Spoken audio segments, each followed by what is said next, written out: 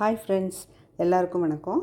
இன்றைக்கி நம்ம வீடியோவில் பார்க்குறதுக்கே ரொம்ப அழகாக ஆரஞ்சு நிறத்தில் கொத்து கொத்தாக பூக்கக்கூடிய ஒரு செடியை பற்றி தான் பார்க்க போகிறோம். இதுக்கு கேப் ஹனிசக்கல் அப்படின்னு பேர். தமிழில் தேன்குடிப்பூ அப்படின்னு சொல்லுவாங்க. இதோட தாவரவியல் பெயர் டெக்கோமா கேப்பன்சிஸ். தாயகம் தென்னாப்பிரிக்காங்க. இந்த செடிக்கு வெயில் ரொம்ப பிடிக்குங்க. ஒரு நாளைக்கு குறைந்தது 6 மணி நேரம் நேரடி சூரிய வெளி கிடைச்சா பூக்கள் அதிகமாக பூக்கும். செடி ஓரளவுக்கு வளர்ந்த பிறகு வறட்சியை தாங்கும். ஆனாலும் மேல் மண் காய்ந்ததும் தண்ணீர் ஊற்றுவது அவசியம். நீங்கள் இந்த செடியை தொட்டியில் வளர்க்கணுன்னு நினச்சா குறைஞ்சது 12லேருந்து 15 இன்ச் அளவுள்ள தொட்டியை தேர்ந்தெடுத்துக்குங்க. மண் கலவைக்கு செம்மண், மணல், மண்புழு உரம் அல்லது தொழு உரம் கலந்த கலவையை எடுத்துக்கலாங்க. இந்த செடிக்கு நம்ம வீட்டில் இருக்கிற இயற்கை உரங்களே போதுமானதுங்க. முட்டை கரைசல், வாழைப்பழ தோல் கரைசல் இதையெல்லாம் பயன்படுத்தலாம். முட்டை கரைசல் செடி நல்ல செழிப்பாக வளர்கிறதுக்கு உதவும். வாழைப்பழத்தோல் கரைசலில் பொட்டாசியம் சத்து அதிகமாக இருக்கிறதால பூக்கள் அதிகமாக பூக்குங்க.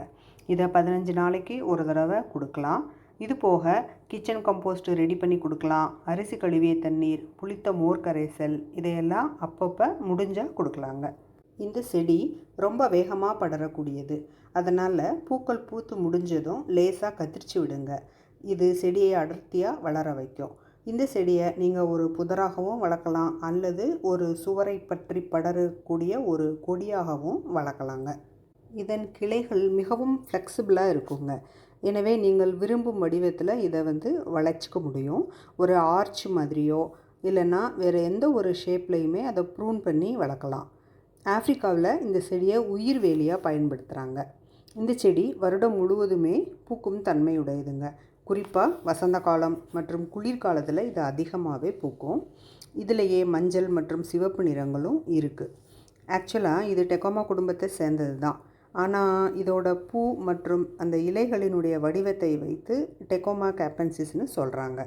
இதனுடைய தண்டுகள் மூலம் ஈஸியாக இந்த செடியை ப்ராபகேட் பண்ணலாங்க. பூக்கள் பூத்து முடிஞ்சவுடன் ஒரு தட்டையான பீன்ஸ் போன்ற காய்கள் உருவாகும்.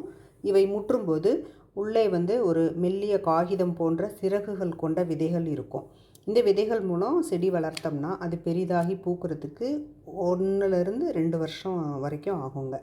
ஸ்டெம் கட்டிங் மூலமாக நம்ம வளர்த்தோன்னா செடிகள் வேகமாக வளர்ந்து பூக்க ஆரம்பிக்குங்க. பொதுவாகவே இந்த செடிக்கு அஸ்வினி பூச்சி தாக்குதல் வரலாம். நீம் ஆயில் ஸ்ப்ரே பண்ணி அதை கட்டுப்படுத்திக்கலாங்க.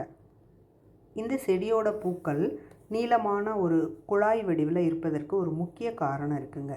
இது தேன் சிட்டுக்கள், தையல் சிட்டுக்கள் மற்றும் பட்டாம்பூச்சிகள் இது எல்லாமே அதோட நீண்ட அழகால் தேனை உறிஞ்சுவதற்கு வசதியாக இயற்கையை இந்த மாதிரி படைச்சிருக்குங்க. பொதுவாக செடிகள் உப்பு காற்றை தாங்காது. ஆனால் இந்த தேன்குடிப்பூ செடி கடல் காற்றையும் லேசான உப்புத்தன்மையும் தாங்கி வளரக்கூடியது. அதனால் கடற்கரை ஓரங்களில் உள்ள வீடுகளுக்கு இது ஒரு சிறந்த அலங்கார செடியாக இருக்குங்க. இதனுடைய வேர்கள் மண்ணை இறுக்கமாக பிடித்து கொள்கிறதுனால மண் அரிப்பை தடுப்பதில் பெரும் பங்கு வகிக்குது. அதனால் சரிவான பகுதிகளிலையும் இந்த செடியை நம்ம வளர்க்கலாங்க.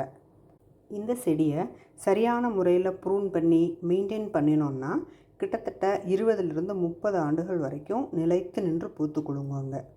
இதோட அடர்த்தியான கிளைகளும் இலைகளும் சிறிய குருவிகளுக்கு கூடு கட்டி பாதுகாப்பாக இருக்க வசதியாக இருக்கும். என்னோடய செடியிலேயே 4-5 தடவை கூடு கட்டியிருக்குங்க. பெரிய மரங்களாக வளர்த்து அதில் நிறைய பேர்ட்ஸுக்கு அடைக்கலம் கொடுக்க முடியலைன்னாலும் இந்த மாதிரி குட்டி பேர்ட்ஸுக்கு கொடுக்க முடியுதுன்னு அதை பார்க்கும் போதெல்லாம் ரொம்ப சந்தோஷமாக இருக்குங்க. நீங்களும் இதை அனுபவிச்சு பாருங்கள். வீடியோ பிடிச்சிருந்தா லைக் பண்ணுங்கள், ஷேர் பண்ணுங்கள், மறக்காமல் சப்ஸ்கிரைப் பண்ணுங்கள். Thanks for watching. Happy gardening.